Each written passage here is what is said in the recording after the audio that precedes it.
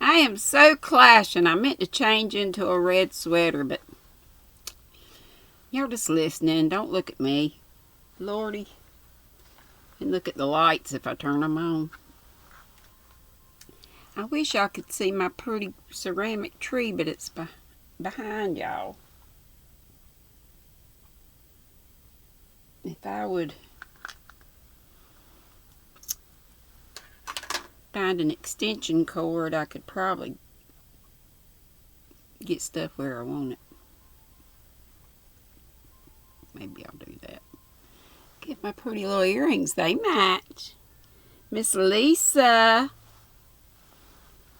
Bought this from her. Miss Lisa from, let me make sure I get it right, Happy to Hook Creations. She made this. And I bought it from her I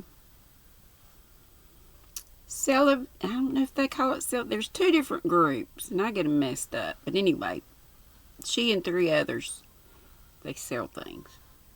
And it's fun. And I love this. Look, it's a little Grinch patch. Bougie. We are on Stave 4. The Last of the Spirits. From A Christmas Carol, my favoriteest Charles Dickens book. The phantom slowly, gravely, silently approached. When it came, Scrooge bent down upon his knee, for in the very air through which this spirit moved, it seemed to scatter gloom and mystery. It was shrouded in a deep black garment which concealed its head, its face, its form, and left nothing of it visible save one outstretched hand. But for this, it would have been difficult to detach its figure from the night and separate it from the darkness by which it was surrounded. He felt that it was tall and stately when it came beside him, and that its mysterious presence filled him with a solemn dread. He knew no more, for the spirit neither spoke nor moved. "I am in the presence of the ghost of Christmas yet to come," said Scrooge. The spirit answered not, but pointed onward with its hand. "You are about to show me shadows of the things that have not happened, but will happen in the time before us?" Scrooge pursued. "Is that so, spirit?"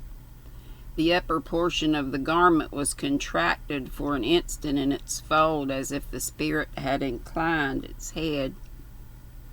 That was the only answer he received. Although well used to ghostly company by this time, Scrooge feared the silent shape so much that his legs trembled beneath him, and he found that he could hardly stand when he prepared to follow it. The spirit pauses a moment, as observing his condition and giving him time to recover. But Scrooge was all the worse for this. It thrilled him with a vague, uncertain horror to know that behind the dusky shroud there were ghostly eyes intently fixed upon him, while he, though he stretched his own to the utmost, could see nothing but a spectral hand and one great heap of black. "Ghost of the future," he exclaimed, "I fear you more than any spectre I have seen.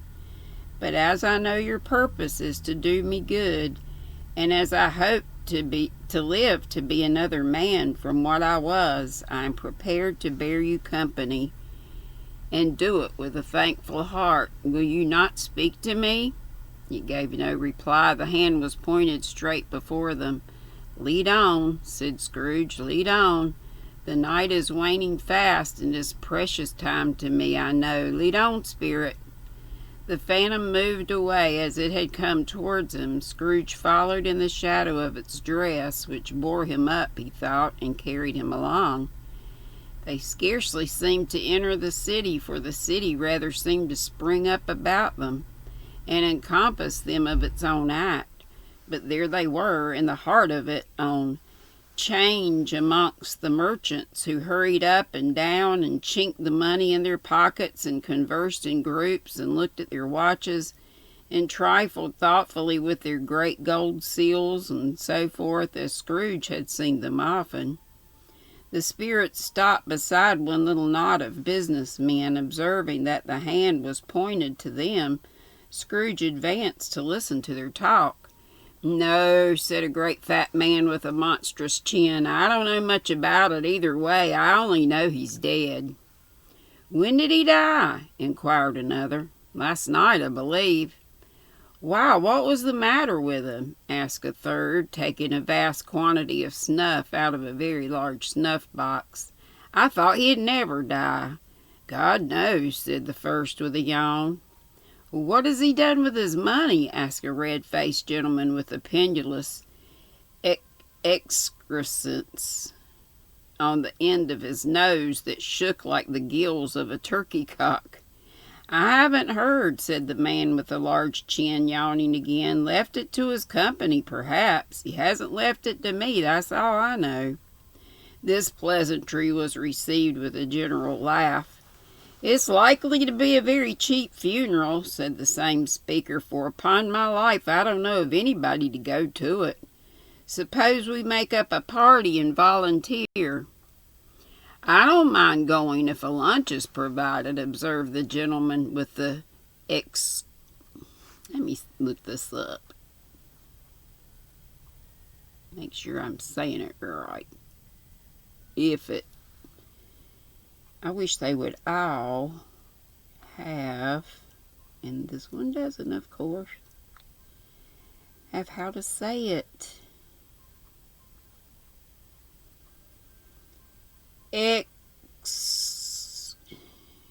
Excrescence, I guess. A distinct outgrowth, you can figure out what it is. An unattracted or superfluous addition or feature, said on his nose.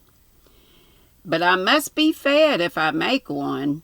Another laughed. "Well, I'm the most disinterested among you, after all," said the first speaker, "for I never wear black gloves and I never eat lunch. But I'll offer to go if anybody else will.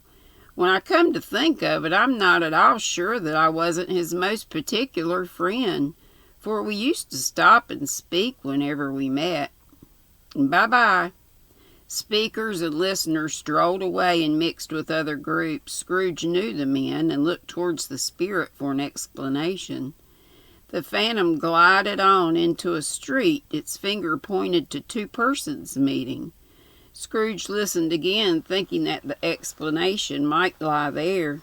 He knew these men also perfectly. They were men of business, very wealthy and of great importance. He had made a point always of standing well in their esteem, in a business point of view, that is. Strictly in a business point of view. "How are you?" said one. "How are you?" returned the other. "Well," said the first, "old Scratch has got his own at last, hey?" "So I'm told," returned the second. "Cold, isn't it?" "Seasonable for Christmas time. You're not a skater, I suppose?" No. Something else to think of. Good morning." Not another word. That was their meeting, their conversation, and their parting. Scrooge was at first inclined to be surprised that the spirit should attach importance to conversations apparently so trivial. But feeling assured that they must have some hidden purpose, he set himself to consider what it was likely to be. They could scarcely be supposed to have any bearing on the death of Jacob, his old partner, for that was past, and this ghost province was the future. Nor could he think of anyone immediately connected with himself to whom he could apply them, but nothing doubting that to whomsoever they applied they had some latent moral for his own improvement, he resolved to treasure up every word he heard and everything he saw, and especially to observe the shadow of himself when it appeared, for he had an expectation that the conduct of his future self would give him the clue he missed, and would render the solution of these riddles easy. He looked about in that very place for his own image, but another man stood in his accustomed corner, and though the clock pointed to his usual time of day for being there, he saw no likeness of himself among the multitudes, that poured in through the porch. It gave him little surprise, however, for he had been revolving in his mind a change of life and thought and hoped he saw his newborn resolutions carried out in this. Quiet and dark, beside him stood the phantom with its outstretched hand. It's my brother. Be right back.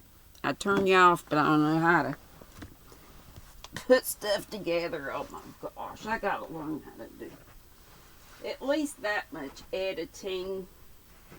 Sorry, take a break. Oh, coming back. Coming. Coming.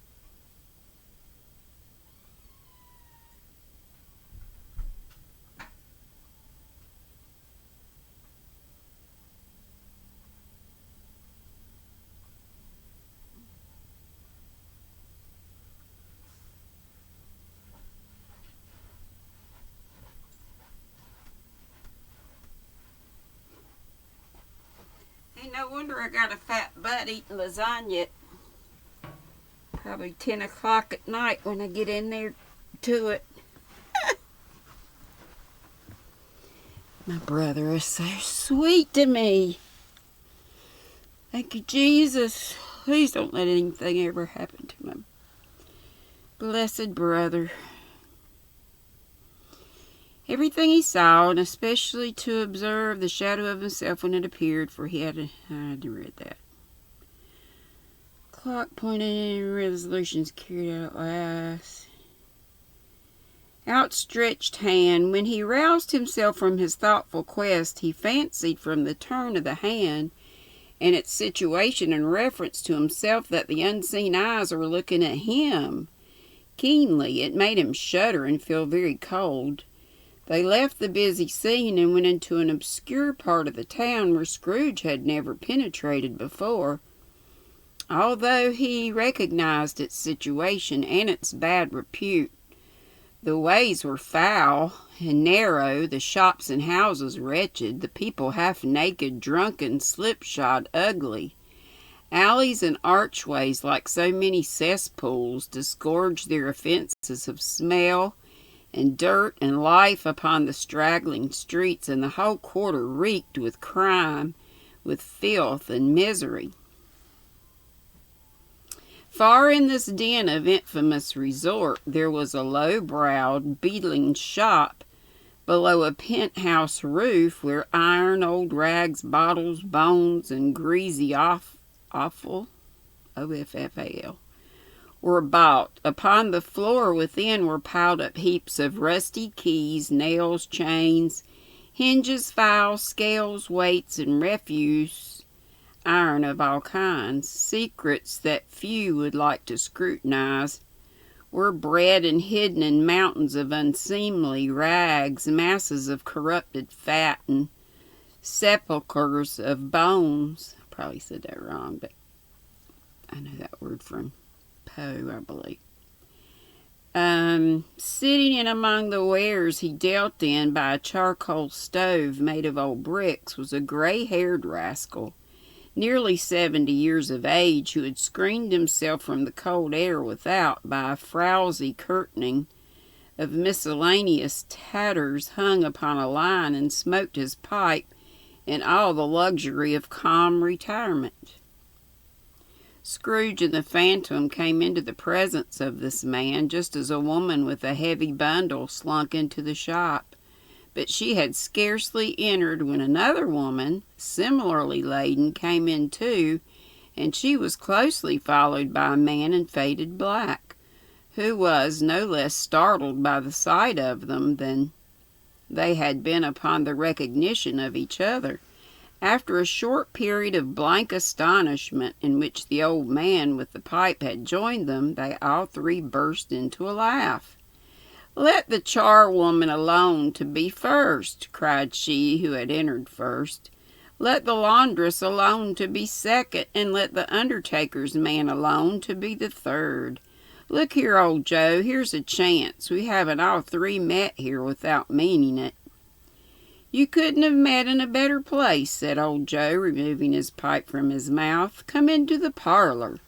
You were made free of it long ago, you know, and the other two ain't strangers. Stop till I shut the door of the shop. Ah, how it squeaks! There ain't such a rusty bit of metal in the place as its own hinges, I believe, and I'm sure there's no such old bones here as mine. We're all suitable to our calling. We're well matched. Come into the parlor. Come into the parlor." The parlor was the space behind the screen of rags. The old man raked the fire together with an old stair rod, and having trimmed his smoky lamp, for it was night, with the stem of his pipe, put it in his mouth again. While he did this, the woman who had already spoken threw her bundle on the floor and sat down in a flaunting manner on a stool, crossing her elbows on her knees and looking with a bold defiance at the other two. "What odds, then? What odds, Mrs. Dilber?" said the woman. "Every person has a right to take care of themselves. He always did." "That's true indeed," said the laundress. "No man more so." "Why, then, don't stand staring as if you was afraid, woman. Who's the wiser? We're not going to pick holes in each other's coats, I suppose." "No, indeed," said Mrs. Dilber and the man together. "We should hope not." "Very well, then," cried the woman. "That's enough. Who's the worse for the loss of a few things like these? Not a dead man, I suppose." "No, indeed," said Mrs. Dilber, laughing. "If he wanted to keep them after he was dead, a wicked old screw," pursued the woman. "Why wasn't he natural in his lifetime? If he had been, he'd have been somebody to look after him. He'd have had somebody to look after him when he was struck with death, instead of lying gasping out his last there alone by himself." "It's the truest word that ever was spoke," said Mrs. Dilber. "It's a judgment on him." "I wish it was a little heavier judgment," replied the woman, "and it should have been. You may depend upon it. If I could have laid my hands on anything else. Open that bundle, old Joe, and let me know the value of it. Speak out plain. I'm not afraid to be the first, nor afraid for them to see it. We know pretty well that we were helping ourselves before we met here, I believe. It's no sin. Open the bundle, Joe." But the gallantry of her friends would not allow of this, and the man in faded black, mounting the breach first, produced his plunder.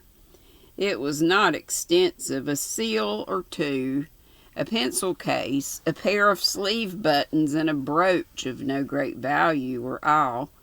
They were severally examined and appraised by old Joe, who chalked the sums he was disposed to give for each upon the wall, and added them up into a total when he found there was nothing more to come. "That's your account," said Joe, "and I wouldn't give another sixpence if I was to be boiled for not doing it. Who's next?" Mrs. Dilbert was next.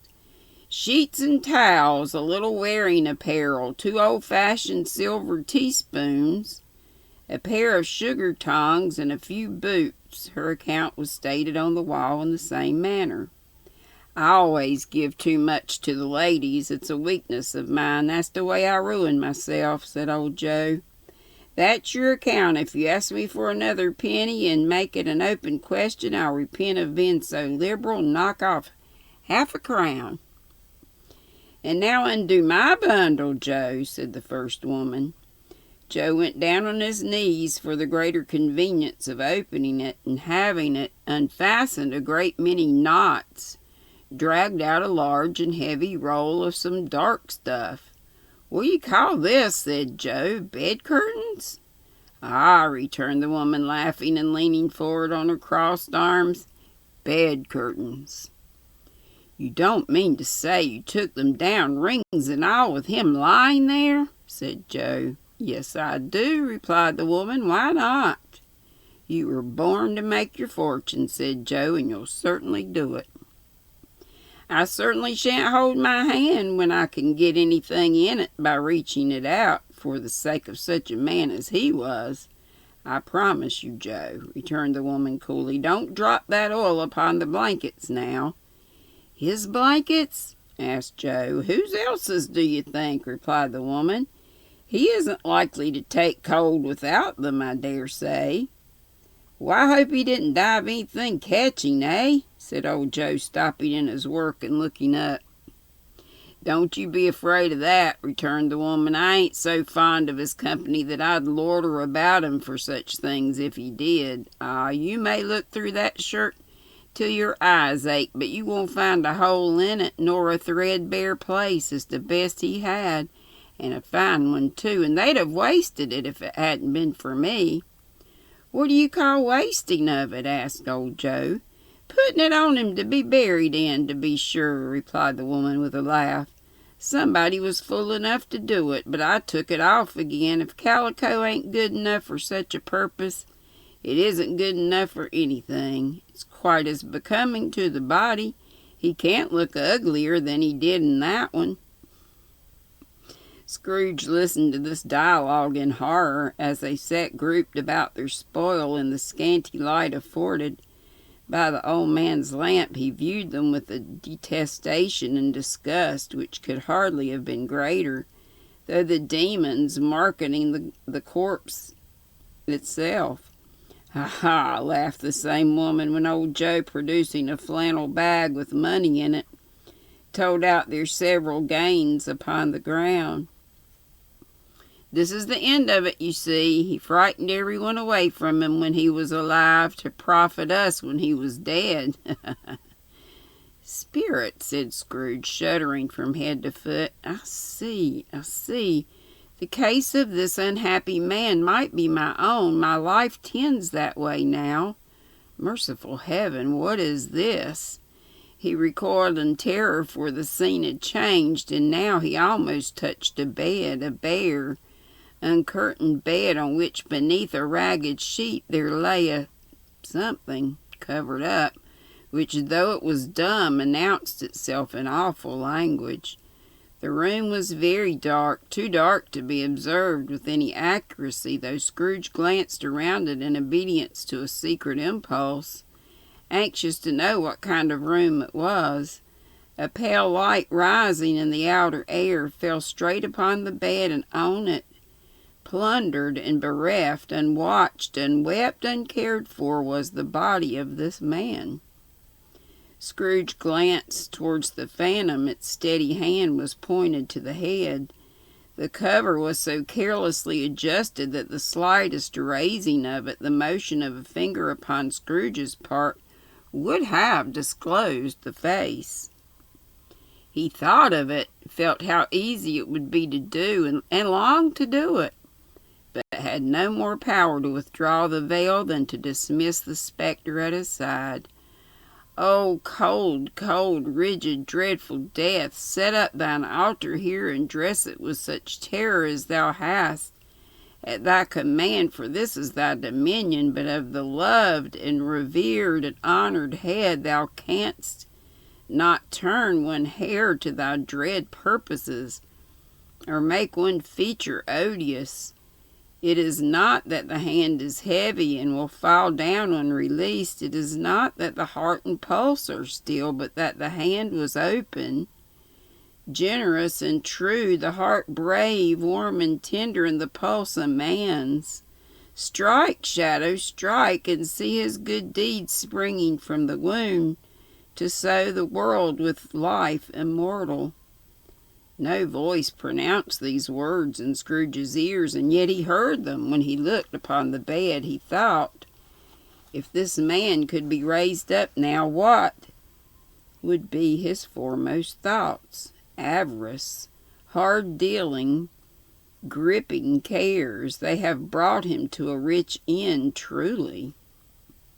He lay in the dark, empty house with not a man, woman, or child to say that he was kind to me in this or that, and for the memory of one kind word I will be kind to him. A cat was tearing at the door, and there was a sound of gnawing rats beneath the hearthstone. What they wanted in the room of death, and why they were so restless and disturbed, Scrooge did not dare to think. "Spirit," he said, "this is a fearful place. In leaving it, I shall not leave its lesson. Trust me, let us go." Still the ghost pointed with an unmoved finger to the head. "I understand you," Scrooge returned, "and I would do it if I could, but I have not the power, Spirit. I have not the power." Again it seemed to look upon him.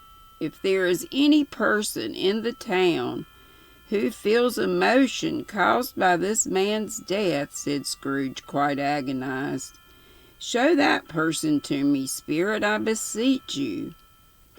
The phantom spread its dark robe before him for a moment like a wing, and withdrawing it, revealed a room by daylight where a mother and her child were. She was expecting someone, and with anxious eagerness, for she walked up and down the room, started at every sound, looked out from the window, glanced at the clock, tried, but in vain, to work with her needle, and could hardly bear the voices of the children in their play. At length the long expected knock was heard. She hurried to the door and met her husband, a man whose face was careworn and depressed, though he was young.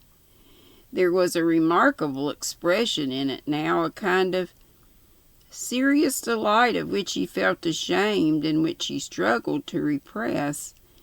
He sat down to the dinner that had been boarding for him by the fire, and when she asked him faintly what news, which was not until after a long silence, he appeared embarrassed how to answer. "Is it good," she said, "or bad?"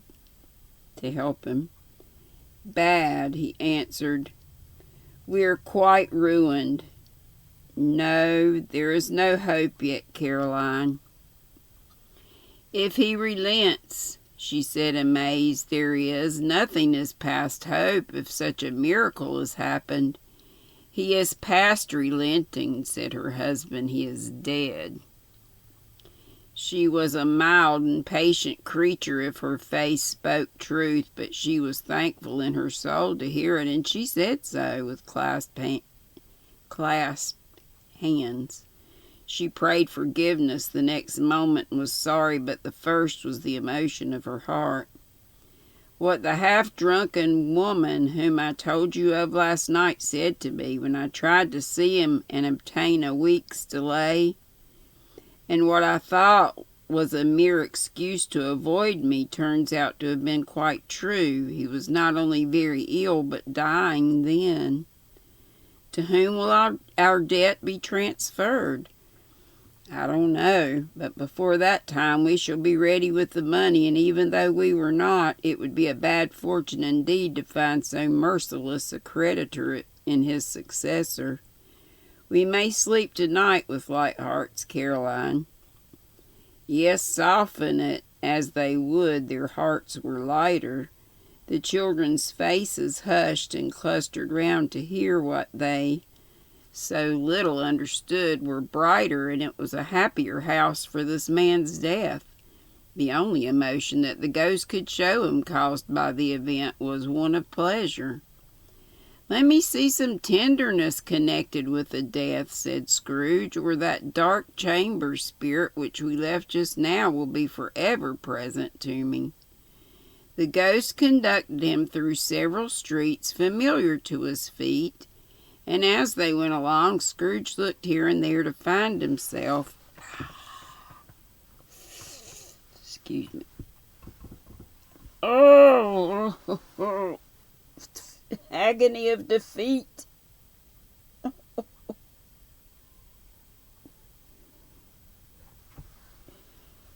Whew.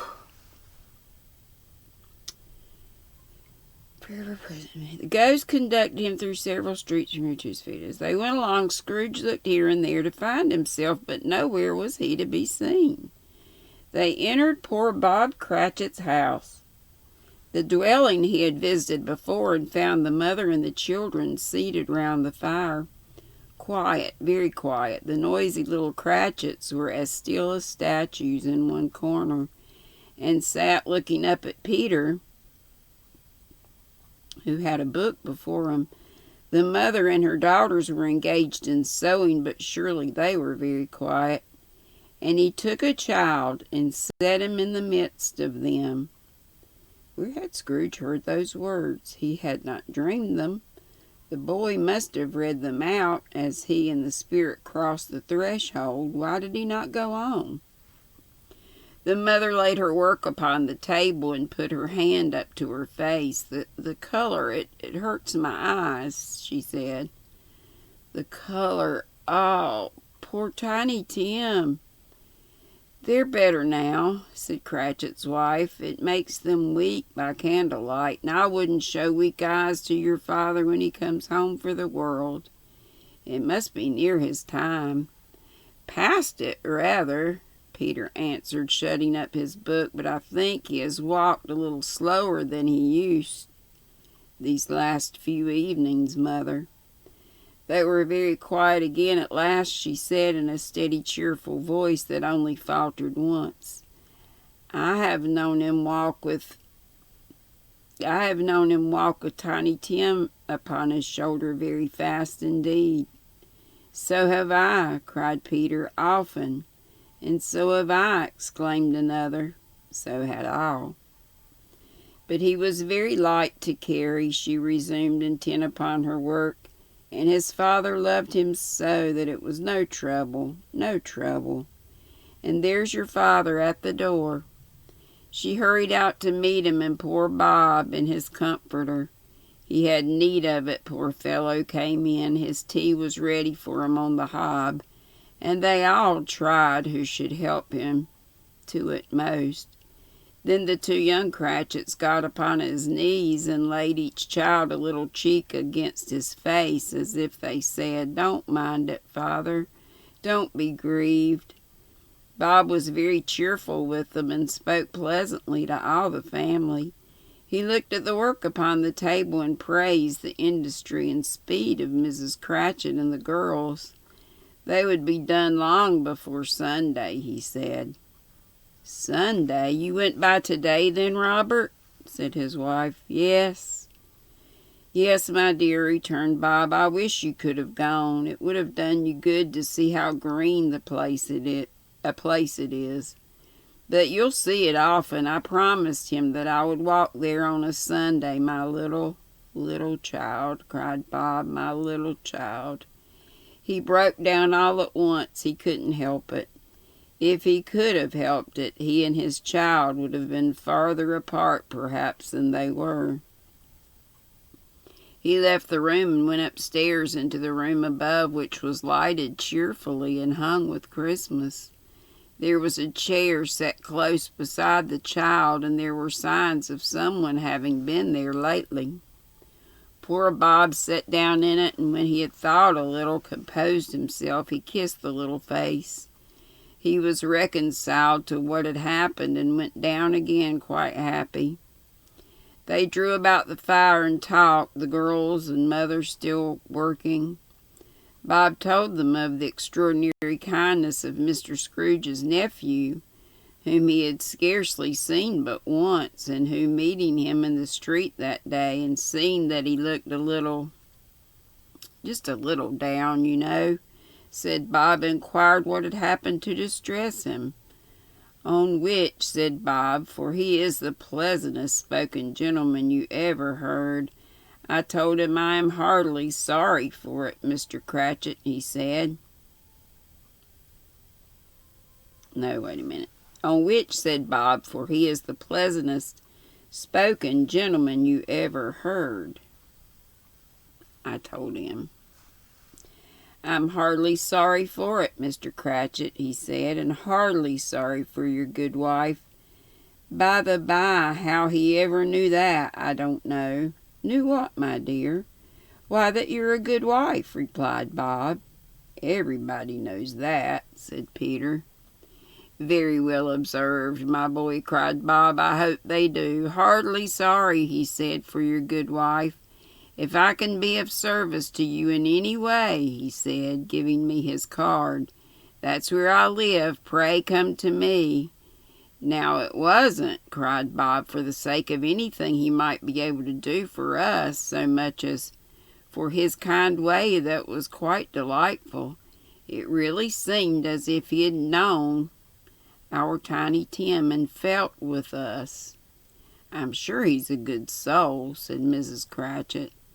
You would be surer of it, my dear, returned Bob. If you saw and spoke to him, I shouldn't be at all surprised. Mark what I say, if he got Peter a better situation.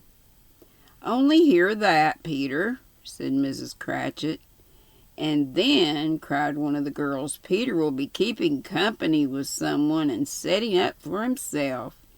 Get along with you, retorted Peter, grinning. It's just as likely as not, said Bob. One of these days, though, there's plenty of time for that, my dear. But however and whenever we part from one another, I am sure we shall none of us forget poor Tiny Tim, shall we? Or this first parting that there was among us. Never, father, cried they all. And I know, said Bob, I know, my dears, that when we recollect how patient and how mild he was, although he was a little child, we shall not quarrel easily among ourselves and forget poor Tiny Tim in doing it. No, never, father, they all cried again. I'm very happy, said little Bob. I'm very happy. I don't know why they said little Bob. Mrs. Cratchit kissed him, his daughters kissed him, the two young Cratchits kissed him, and Peter and himself shook hands. Spirit of Tiny Tim, thy childish essence was from God. Spectre, said Scrooge, something informs me that our parting moment is at hand. I know it, but I know not how. Tell me what man that was whom we saw lying dead. The ghost of Christmas yet to come conveyed him as before, though at a different time, he thought. Indeed, there seemed no order in these latter visions, save that they were in the future, into the resorts of business men, but showed him not himself. Indeed, the spirit did not stay for anything, but went straight on as to the end just now desired, until besought by Scrooge to tarry for a moment. This court, said Scrooge, through which we hurry now, is where my place of occupation is, and has been for a length of time. I see the house. Let me behold what I shall be in days to come. The spirit stopped. The hand was pointed elsewhere. Well, the house is yonder, Scrooge exclaimed. Why do you point away? The inexorable finger underwent no change. Scrooge hastened to the window of his office and looked in. It was an office still, but not his. The furniture was not the same, and the figure in the chair was not himself. The phantom pointed as before. He joined it once again, and wondering why and whither he had gone, accompanied it until they reached an iron gate. He paused to look round before entering. A churchyard. Here, then, the wretched man whose name he had now to learn lay underneath the ground. It was a worthy place, walled in by houses, overrun by grass and weeds and growth of vegetation's death, not life, choked up with too much burying, fat with repleted appetite, a worthy place. The spirit stood among the graves and pointed down to one. He advanced towards it, trembling. The phantom was exactly as it had been, but he dreaded that he saw new meaning in its solemn shape. "Before I draw nearer to that stone to which you point," said Scrooge, "answer me one question. Are these the shadow of things that will be? Or are they shadows of things that may be only?" Still the ghost pointed downward to the grave by which it stood. "Men's courses will foreshadow certain ends, to which, if persevered in, they must lead," said Scrooge. "But if the courses be departed from, the ends will change. Say it is thus with what you show me." The spirit was immovable as ever.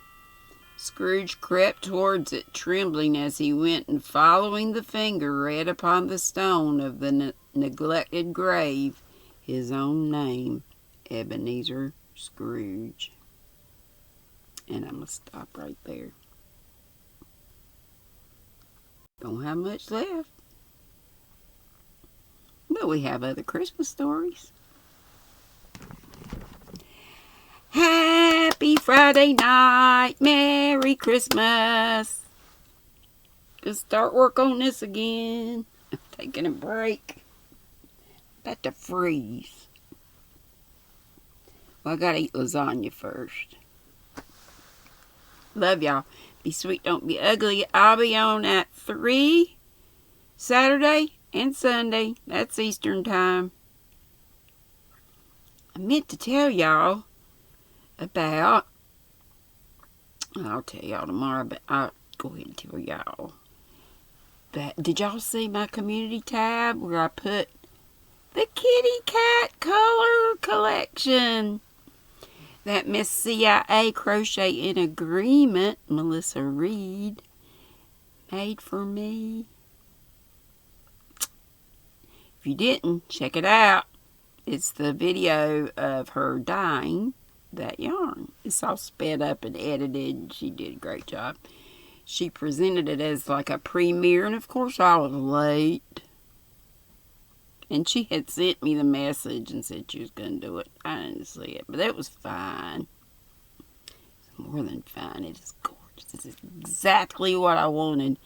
And it's the first in this new kitty color collection that I kind of thought of, but she added the word collection onto it. She does the dyeing. And yeah, I thought of the first color. It's Granny Siamese. I didn't think maybe, I should have called it Scooter, I guess, because Scooter was the cat I was thinking of. That's the one I grew up with. But anyway, Granny's kitty's fine. But if any of you think of kitty colors and want her to dye you some kitty cat yarn, or maybe even start a doggy collection, you think of a cutesy little name for it. Of course, you'd probably want to buy the yarn if you think of it, But Melissa's so sweet. She's wonderful. And I think I looked in somebody but check. I think Thriss, because I love Melissa Reed. I do. Known her longer. I haven't known Thriss that long, but that doesn't matter. I love Thriss too. But Thriss does some beautiful yarn, and she's dyed some for me. Blessed me with some. I showed y'all. But somebody told me on a live, I can't remember who right now, or if that was just one time, or if it. Anyway, I think it's Thursday at 1 Eastern that Thriss dies, which would be good. Then you could watch Thriss. I can't remember what else happens on Thursdays at 1 o'clock, though. Is that when Madonna goes live, normally? But anyway, stuff happens like that, so, but, anyway, Thriss is usually on for a few hours, I think. But I think it's Thursdays at 1. If, check it out. And I got some other people, when I said on my live today, if y'all want me to announce y'all's lives, I may not do it all the time, because do more adding and announcing and everything than getting other stuff done that I might need to do. But every once in a while, I don't mind doing that. So I got a couple people that sent me their lifetimes. I say all this to y'all first. Love y'all. Be sweet. Be sweet. Don't be ugly. Again, Merry Christmas. I've been putting my TV on the Crackling Fireplaces channels and the Christmas music